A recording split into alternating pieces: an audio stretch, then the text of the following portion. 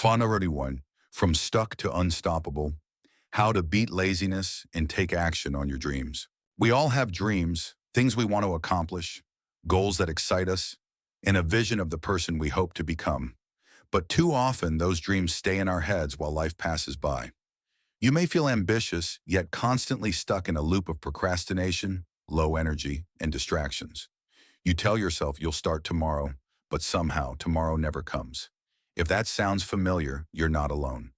This lecture, From Stuck to Unstoppable, How to Beat Laziness and Take Action on Your Dreams, explores why we often feel unmotivated, how our brains trick us into staying comfortable, and, most importantly, how to break free.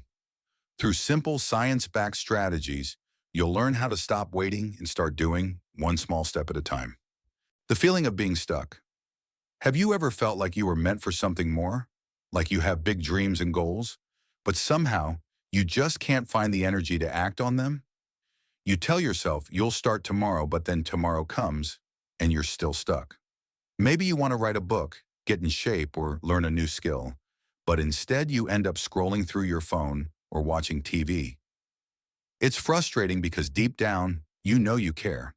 You know these things matter to you. So why is it so hard to begin? The answer isn't that you're lazy. In fact, it has more to do with how your brain reacts to pressure.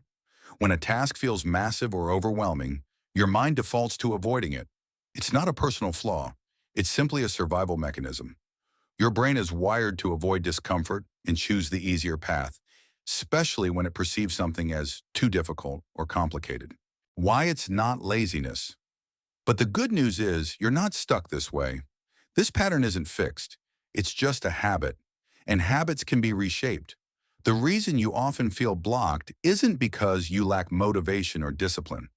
It's because your goals feel too big to tackle all at once. Think about it. You want to start saving money, but the idea of cutting out every unnecessary expense at once is too much. You want to get healthier, but committing to an intense workout every day feels exhausting before you've even begun. That's not laziness. That's your brain avoiding what feels like pain. The trick is to work with your brain, not against it. Step 1. Make the goal. Smaller. One of the most effective ways to do that is to make your goals smaller. When you shrink the task, it becomes manageable. Instead of trying to write an entire chapter, aim to write just one sentence.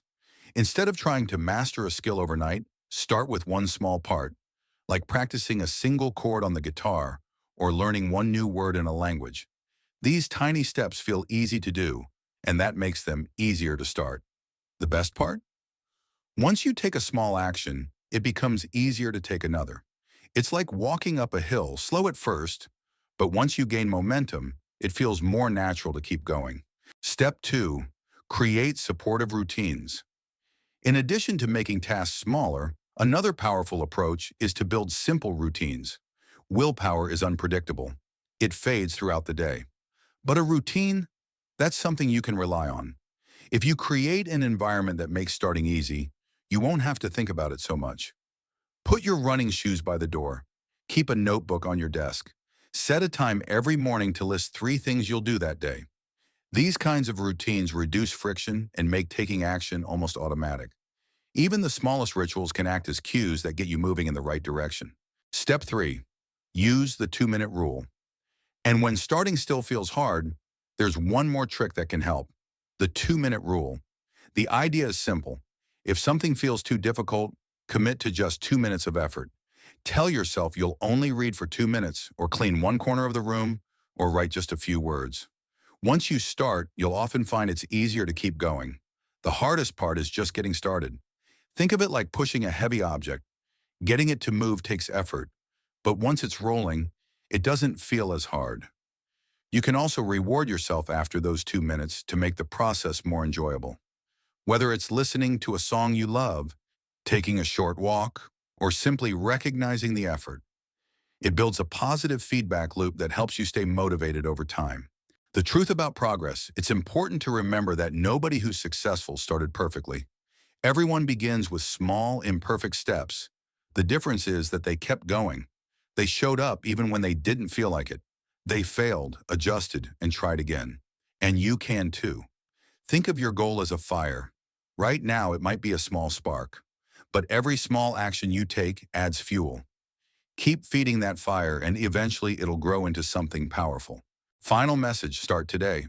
So ask yourself, what's one thing you can do today? Not tomorrow, today. Start small, make it easy, and commit to just showing up. Don't wait for the perfect time. There is no perfect time. The sooner you start, the sooner you'll build momentum. Even if you stumble along the way, that's part of the process. You don't need to be flawless. You just need to be consistent. Because consistent, small efforts, done over and over, lead to massive change. And it all begins with one tiny step. So take it.